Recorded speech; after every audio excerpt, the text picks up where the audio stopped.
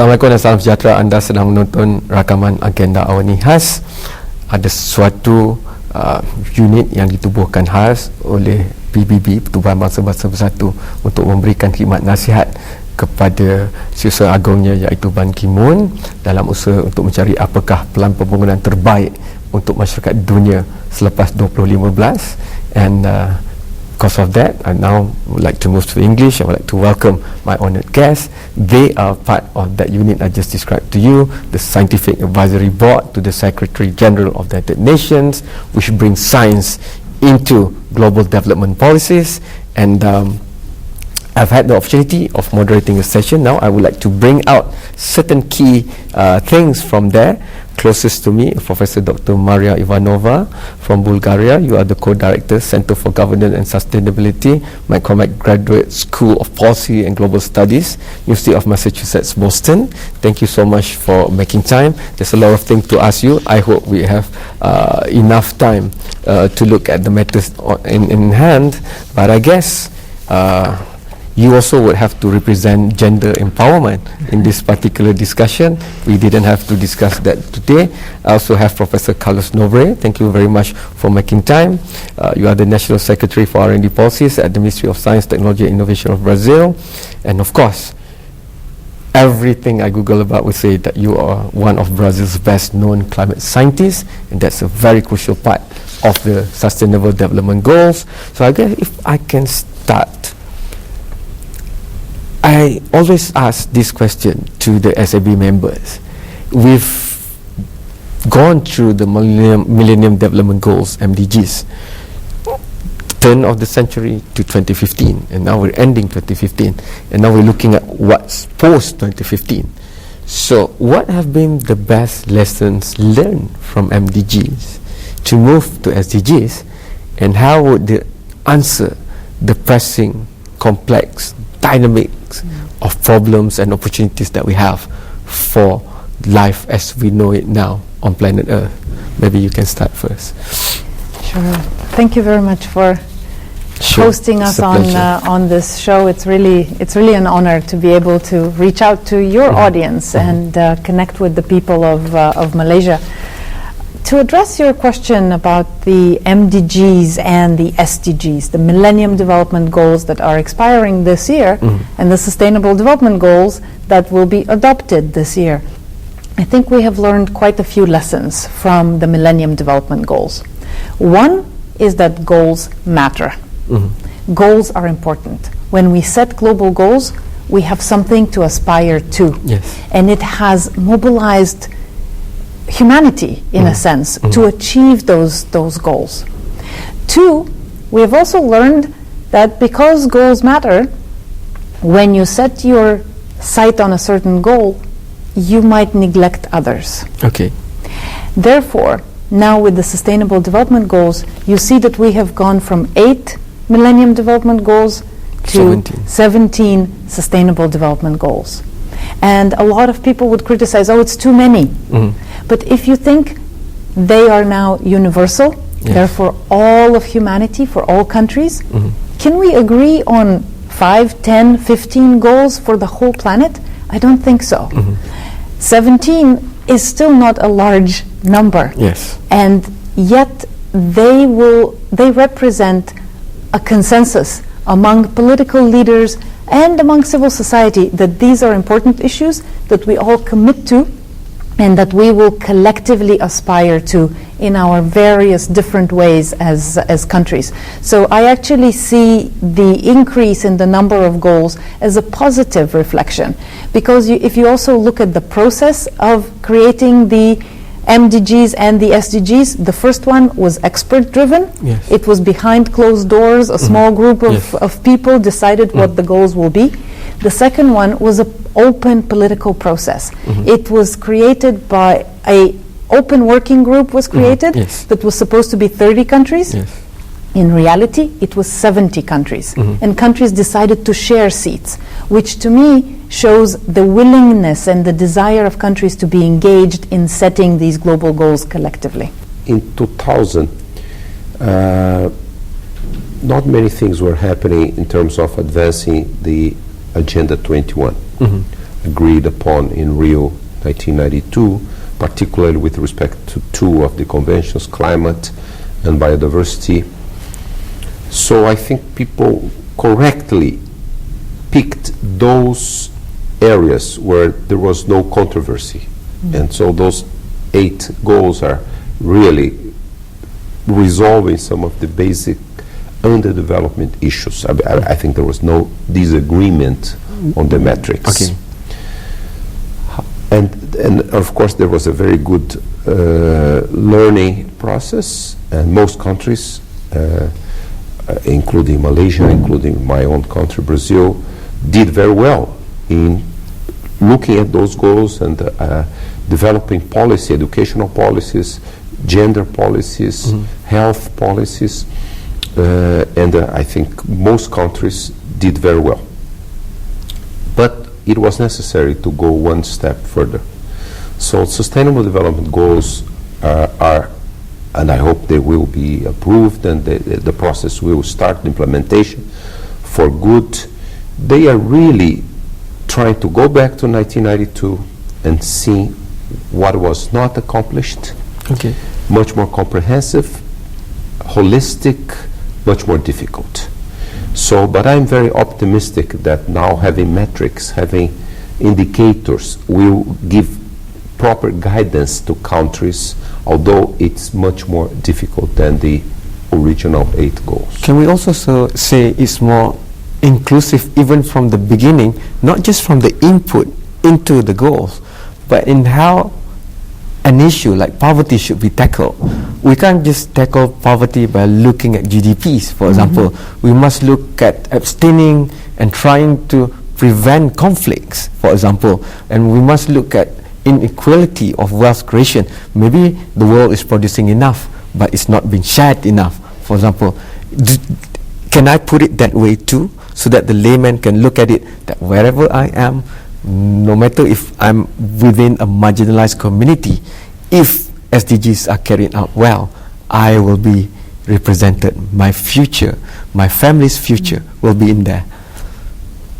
Can we sum it up also like that, as a layman's way of looking at it? Because maybe some felt from MDGs that yes, it was looking at poverty, but it doesn't address maybe things that are discussed in the Security Council of the United Nations, for example. That's a very good way of putting it, and I wish that we would be able to accomplish that vision. I certainly do. So perhaps if you communicate it to more and more people that way, then they can hold their governments responsible and accountable. That yes, put in place strategies that would allow for that to come through. I have to go for the first break, but once we are back, let's link that to the implementation at a country level, because at the end of the day, the broad SDG goals can be seen or not seen inside the policies and implementation of every government and countries around the world. So if we were to empower civil society of countries around the world, they can use a checklist to look at the 17 goals, maybe 169 targets, so-called, that's set. And hey, is my government really looking at that, or are they not, and why? So let's use the case study of Bulgaria, Brazil, and I can throw in maybe some examples from Malaysia right after this break.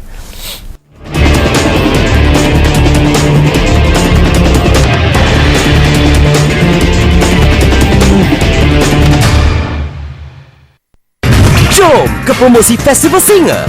Beli perkakas elektrik dan perabot Singa dan dapat voucher tukar beli. Harga hebat, pelbagai pilihan dan banyak lagi. Singa menawan keluarga bahagia. IS ini, ideologinya dia tidak mengira siapa. Dia tak sama dengan Al-Qaeda, dia tak sama dengan Jemaah Islamiyah. Mungkin dia tak sama dengan ekstremis politik. Orang itu sama ada dia ni faham agama ataupun dia tidak faham agama. Ini masalah orang kita, bahawa seolah apa yang dibawa oleh agama itu adalah black and white. Mudah dicerobohi oleh elemen IS ini. Perjuangan IS ini perjuangan yang benar ataupun tidak? Dialog Pemikir Negara setiap 2 minggu, Ahad jam 8.30 malam.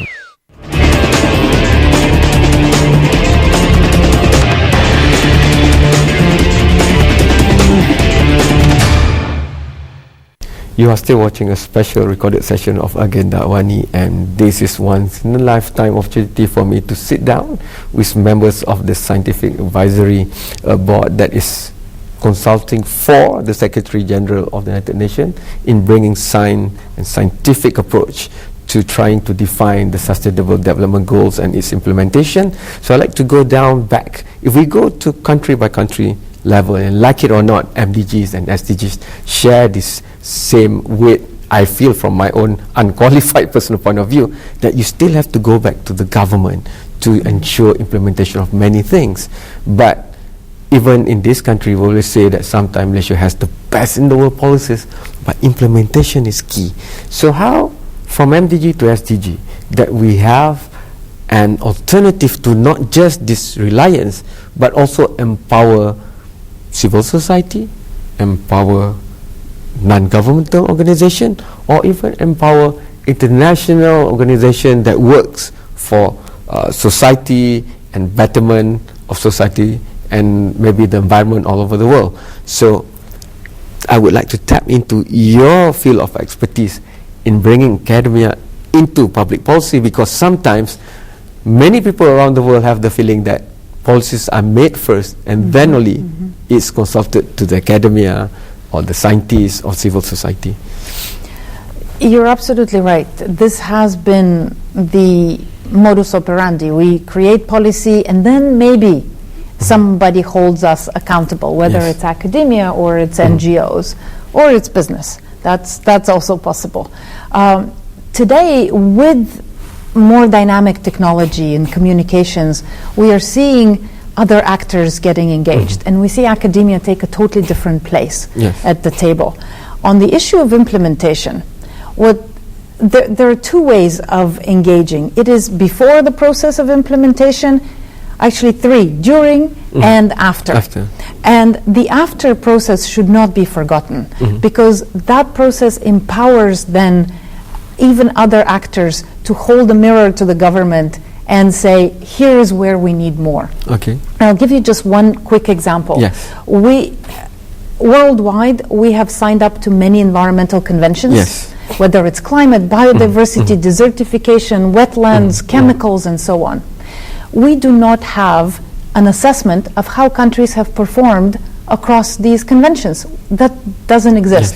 We started a research project like that at the University of Massachusetts, Boston, and we're creating an index of the environmental conventions. How do we measure achievements? Exactly, and I have to tell you, Malaysia is coming up really high on several of the conventions. If I had known that we will do this, I would have brought the index with me. You can email me and you can come again. We can, we can actually talk again, because we are showing a counterintuitive story and a positive story. Counterintuitive is that we think that developed countries will do better, not and necessarily. we're actually not necessarily. We see developing countries doing pretty well in several conventions. And it's a positive story because you can see that countries can learn from each other, from their neighbors, rather than from far-fetched Before I go to the experience of Brazil, if it goes back to the government and the system that we have around the world, except for maybe a minority of countries, it's a 5-year election cycle.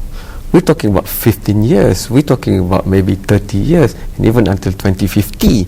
And some of the investment that will be made post MDGs, let's say next year in 2016, the result won't be measured fully until many, many more years after that.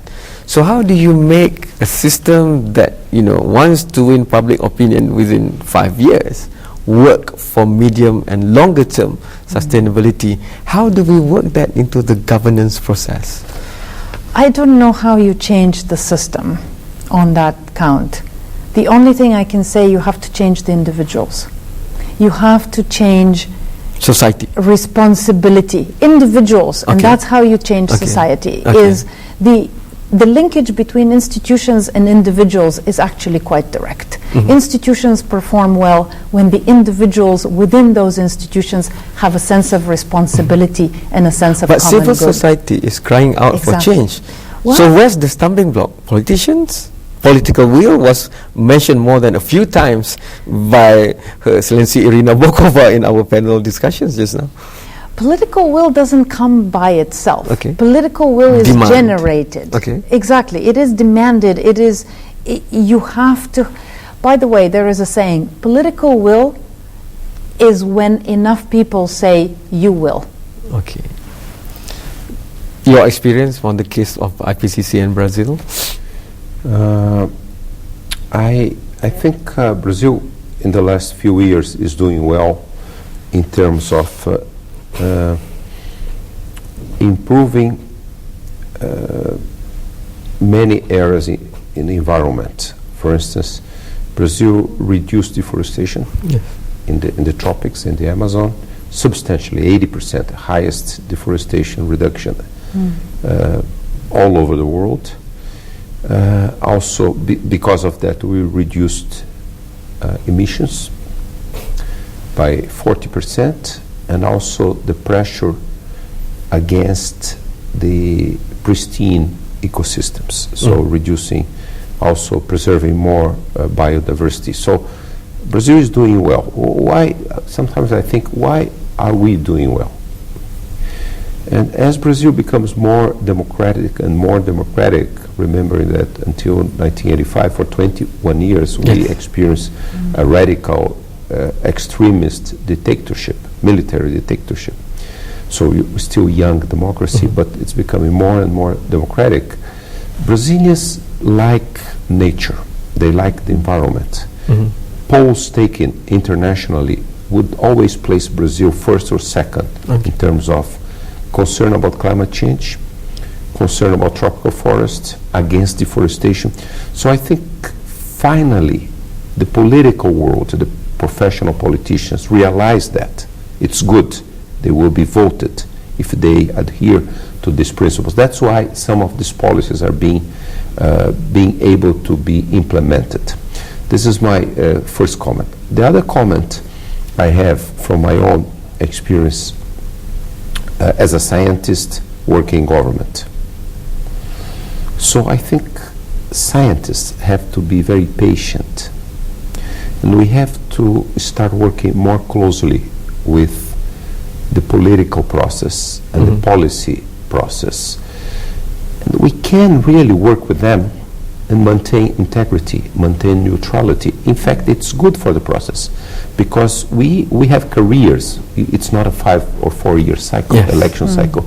So eventually, after many years working with them, they know that you're not part of the political fight, the election cycle, and you become a very important resort.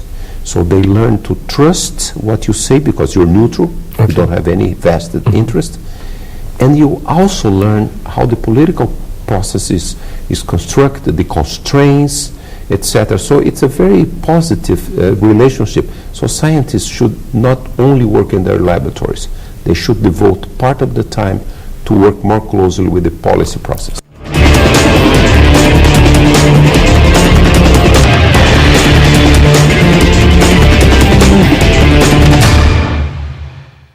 Dia kata dia nak resign. Mahathir tidak berbohong. Awani 745 sentiasa membawakan anda berita-berita terkini, komprehensif, tak kira di mana anda berada. The immediate one, we may consider taking them in between Indonesia and Malaysia. We are not a destination country, right? We are transiting country. So you take them in and put them in a place? Temporarily. Kalau ada maklumat-maklumat yang boleh membantu pasukan keselamatan, bekerjasama dengan kami. Awani 745, the Astro Awani. Grow ASEAN will provide a unique platform and promote intra-ASEAN tourism by world-class infrastructure. Business Awani Plus, 5 berita mingguan terbaik, berbagai perspektif, ekonomi dan urus niaga pilihan. Our core business is not ground handling or call centers or flight academies. Still finding the right concept that the market will be more receptive. Setiap Sabtu, Business Awani Plus, 6.30 petang di Astro Awani.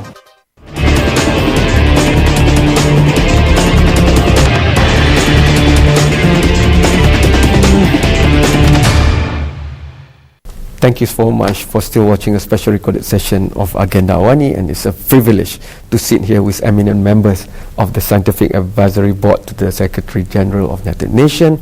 I would like to go straight to the point I was alluding to just now. Okay, we've talked about the 5-year political election process, but another important stakeholder for sustainable development of the world, more and more the private sector-led economy and initiatives. How do we bring big, powerful entities that goes for profit into the dialogue and then, of course, the implementation of SDGs? You're asking big questions, really big, really important questions, and a lot of people are thinking about these. We probably don't have the answers here, but we'll just share some thoughts.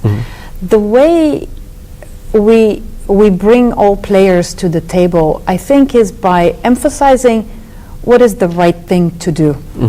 Because even a powerful company faces limits. Okay. Even Coca-Cola needs clean water Yes. to produce its products.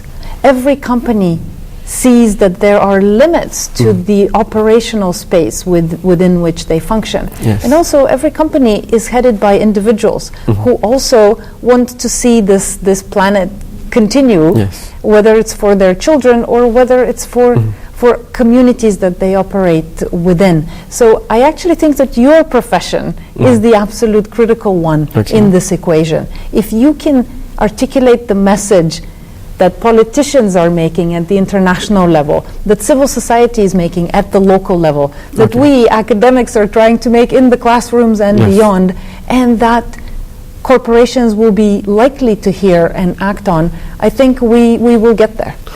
Professor, if we look at specifically at climate change and CO2 reduction, I think the industry plays a very important role because their relationship with the policies of government, implementation of it, because this is directly to them impacting the bottom line, how much CO2 they can produce, and if they were to go cleaner, maybe they have to incur extra costs. And then there's the historical argument that the developed nations of the world has been emitting CO2 for the longest time in the biggest quantity as compared to us. Give us a bit more time to produce this much. How do you see all this argument in tandem? But in fact, this is today, because of technology, innovation, and the scale, is not a relevant question anymore. Easily, renewable energy, just to mention one aspect, because 80% of CO2 emissions come from generating energy. You can really replace fossil fuel by renewable energy at competitive costs all over the world. Particularly developing countries like Malaysia and Brazil, they should more rapidly bring about renewable energy for their growth, economic growth needs. So but for that to happen, there has to be a transformation in educational systems. Okay. So it's not only, I think, as you correctly pointed out, companies in the capitalist system, they go after profits. So the people, educated people for sustainability, they should really be consumers will pick the sustainable consumption patterns, which would induce a change in the way companies behave. Of course, I mean, this question, central question of energy, is fundamental if we want to get to a safer future planet. You know, Malaysia, your country. If we warm the planet, and allow me, because your program is very high level, just to illustrate, because most people do not have that idea, which is very robust science. If we warm the planet, let's say 3 degrees, sea level will be rising for 1 to 2,000 years, and there is no way to stop it. Ice sheets in Greenland and partly in Antarctica will melt away. Over 1,000 years, sea level will rise between 3 and 7 meters. So think about maritime continent, like Malaysia, Indonesia, Philippines, Thailand.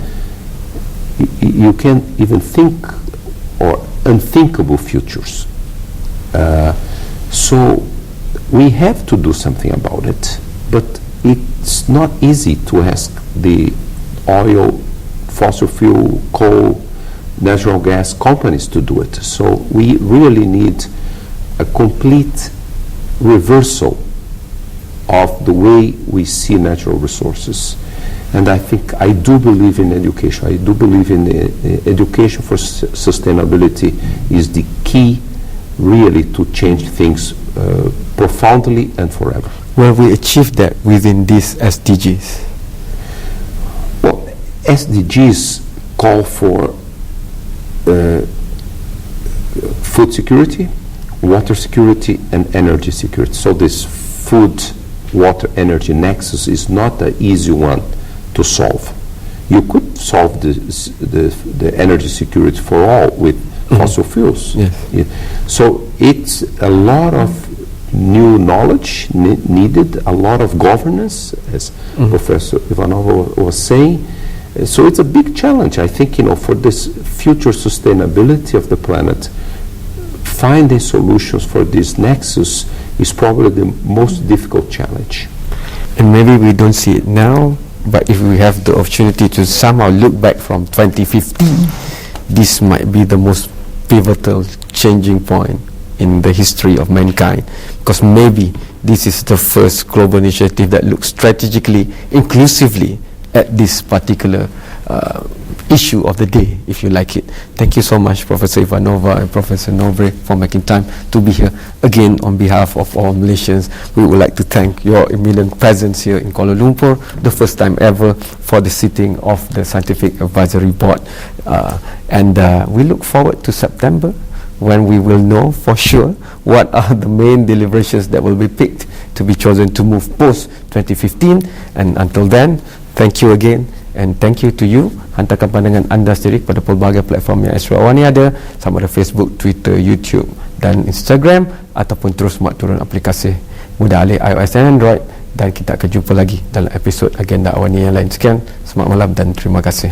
Thank you so much. Thank you. Thank you.